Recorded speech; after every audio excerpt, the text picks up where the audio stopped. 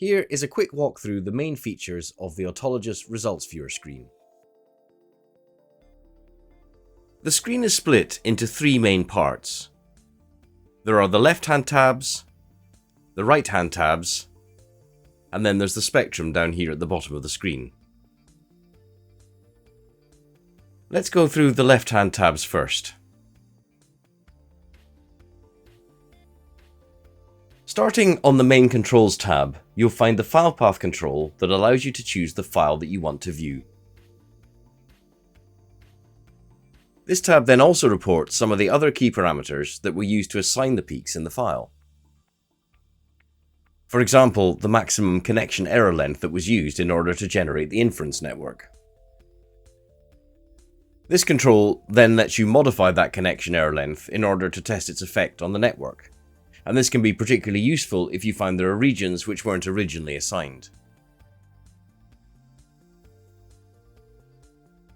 Here you can see a list of all the connection types that were used in the creation of the inference network in this file.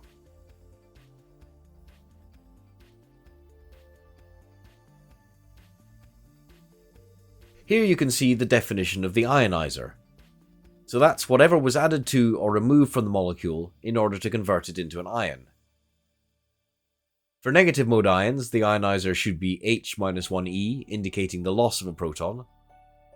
And for positive mode ions, the ionizer should be He-1, which is the gain of a proton. Click here to save any changes to your process data.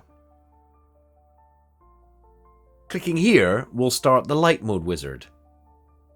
The light mode wizard will assign formula to peaks using only their accurate mass, using a modified version of the Dromey-Foister algorithm. This will be demonstrated in a separate video.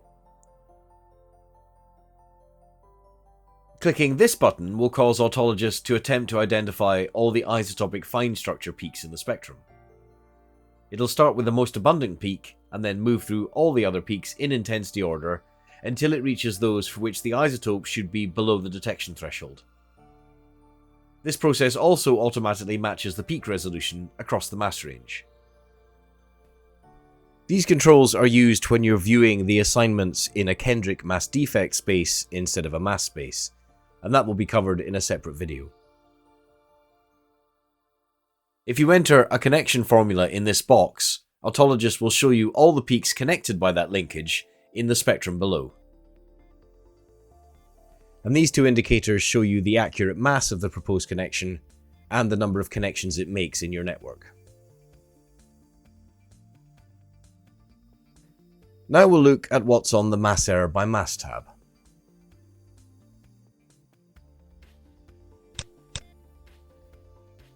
This main indicator shows you the mass errors of all the assigned peaks in your file, where the mass to charge ratio is shown on the x-axis and the mass error of each assignment on the y-axis. And as you can see with this data, there's evidence that the mass calibration on the instrument was a little bit off. And we can correct for that later by applying some internal recalibration, which will be demonstrated in another video. You can add extra points onto the mass error plot in order to draw user-defined recalibration lines, or lassos to select groups of points. And this control lets you choose what you want to do with those extra points. So for example, you could choose to remove assignments for a group of peaks you've selected, or recalibrate the data based on an internal recalibration line you've defined. The internal recalibration options in AutoLogis are extremely important for data processing and very powerful, and so they'll be covered in their own special tutorial video. So let's move on to the second Mass Error tab, the Mass Error by Intensity tab. On this tab, you can review the mass errors of all the assignments as a function of the intensities of the peaks.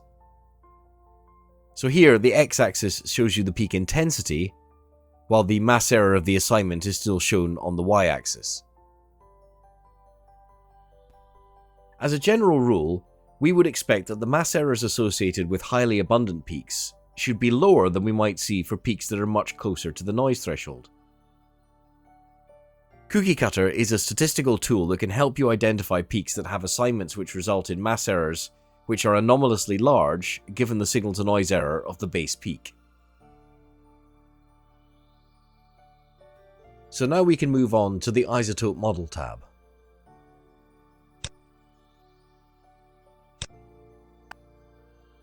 When you're reviewing assignments, it can be very useful to see the theoretical isotopic distribution for an assigned ion superimposed on the mass spectrum. So in this spectrum display, the spectrum itself is shown in white and the isotopic model in blue. And you can use the standard zoom tools to go in and look at all of the peaks and even to find the fine structure.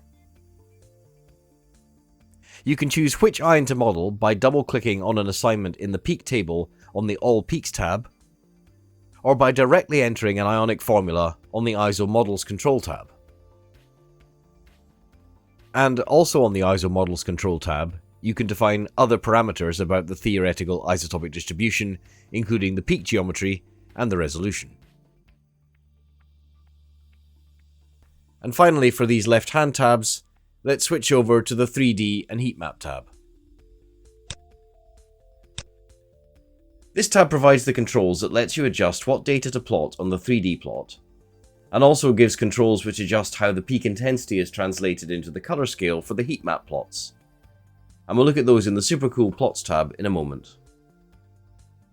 And now we can switch over to looking at the right-hand tabs.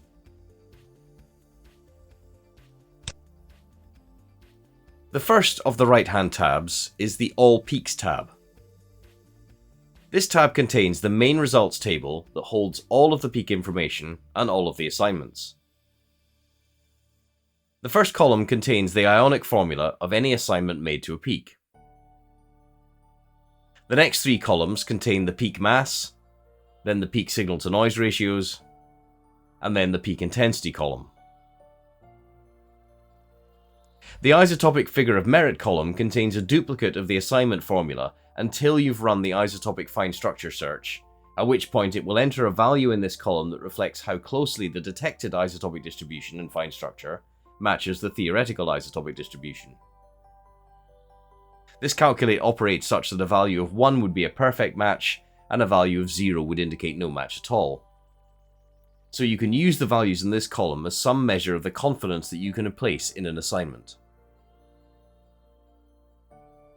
The last two columns show the exact mass of the assigned formula and the calculated mass error in ppm. Beneath the peaks table are some indicators that give you information about the assignments. These two show the total peak intensity and the total assigned intensity. This indicator shows you the root mean squared error of the assignments. The two beneath give you the total number of peaks in the peak table and the number of those peaks which are assigned. And these last two show you the relative assigned intensity and the assignment rate, that being the fraction of the total peaks that are assigned, and both of these are in percentage terms. This export button allows you to export the assignment table to various file types. In particular, it will permit exporting the peaks table to Excel, as an SQLite database file, and to text files. Now we can jump to the Selected Peaks tab.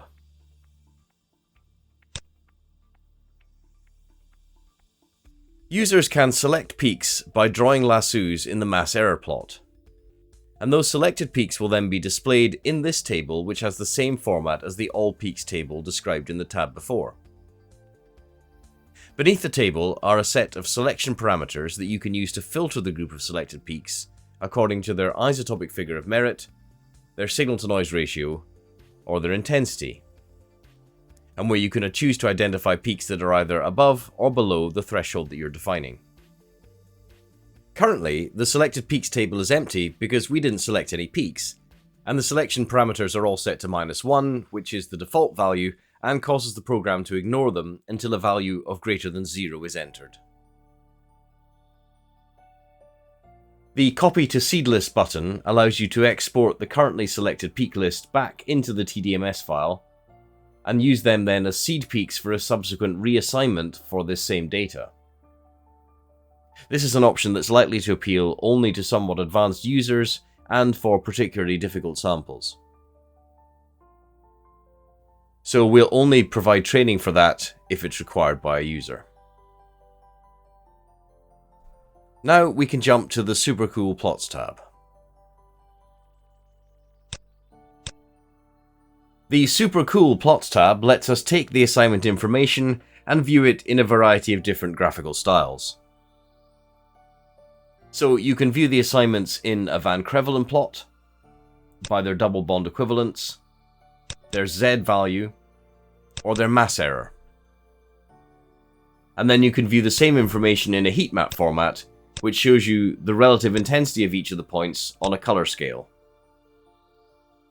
You can also view the same information in a 3D format, and you can control what is shown on each axis using the controls on the 3D heat map control in the left-hand tabs.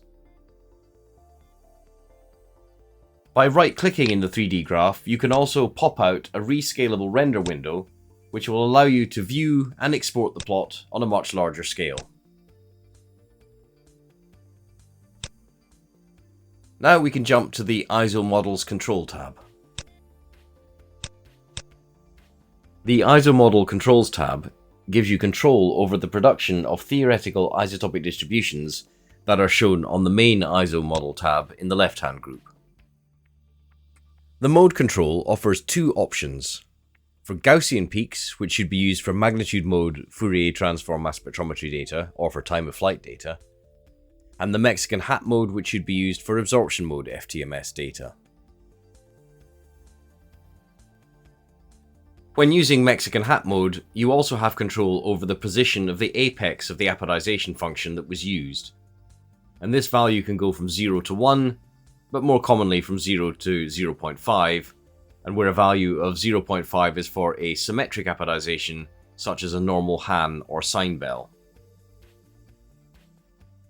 The other controls will modify the resolution, point spacing, relative intensity of the isotopic distribution, and any user-entered additional mass shift. And if the estimate resolution checkbox is ticked, then the system will automatically rescale both the resolution and the desired mass spacing as a function of the mass-to-charge ratio in this spectrum, remembering that the resolution of Fourier transform instruments varies as a function of the mass. You can override this and choose your own resolution and mass spacing simply by unchecking the box. AutoLogis also offers the capability to modify the relative isotopic abundance of any of the elements that you're modelling, and these controls are for setting up that functionality. If the isotopic abundances control is reading natural abundances, then that means that the isotopic distributions are being created using the normal, naturally occurring isotopic abundances for each element. If you want to create an isotopic distribution for an ionic formula that has not yet been assigned to a peak, then you can enter it directly into this user-entered formula control, and define the intensity of the base peak of that distribution in the user-entered intensity control.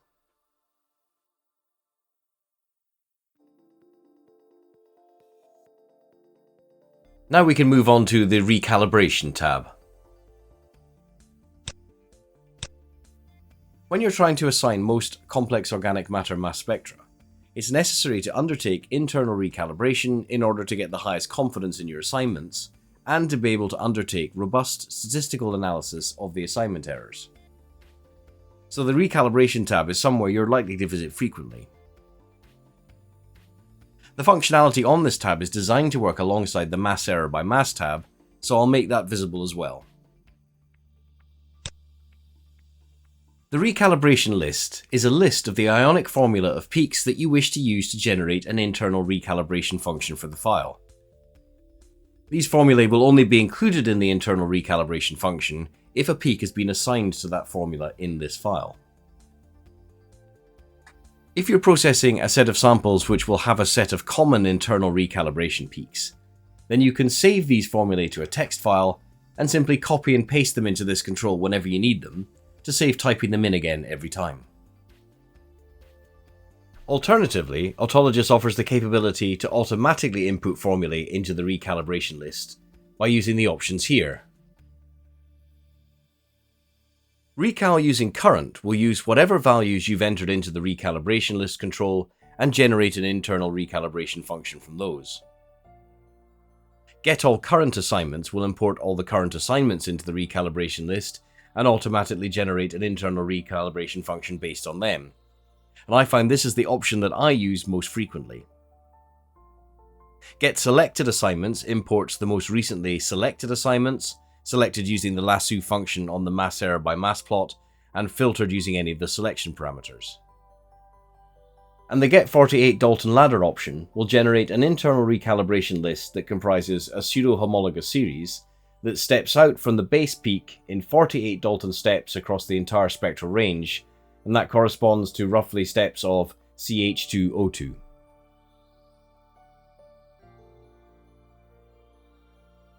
But as I said, it's the Get All Current Assignments option that I find I use most frequently. Down at the bottom of the screen, you can see the spectrum. This shows all of the peaks in the current dataset as centroids.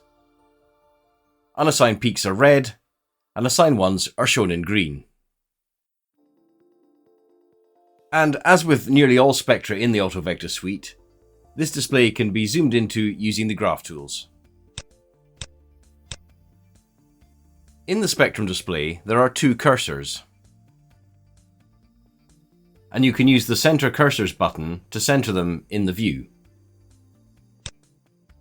To move the cursors around, you need to select the Cursor tool from the Graph Tools palette. It's the one that has the little crosshairs logo on it. Then you can click and drag the cursors to any peak or peaks you wish to select.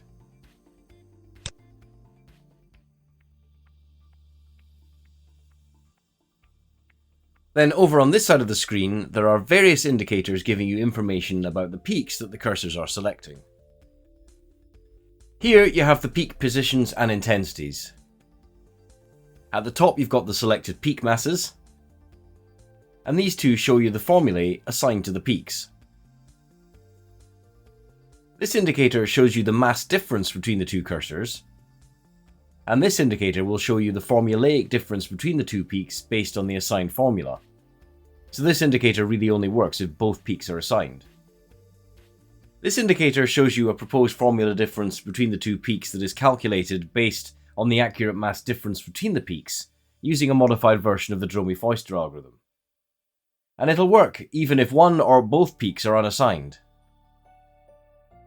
So this can be very useful when you're trying to discover what linkages could be used in order to build or improve your inference network, and particularly if your sample contains unexpected or unusual elements.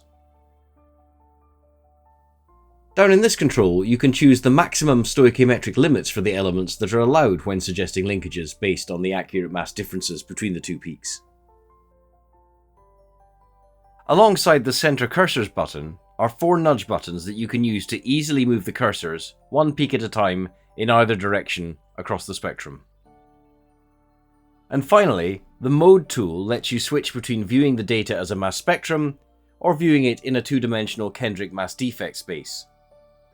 However, in order for the Kendrick view to work, you must already have nominated the Kendrick bases on the main Controls tab. We're building up a comprehensive library of tutorial videos showing you how to use all the features in AutoLogis and in the wider AutoVectis suite. But you can always also just contact us directly at kilgarlab.com or speak to a member of the team at SpectraSwiss, and we'll step you through anything you need to do.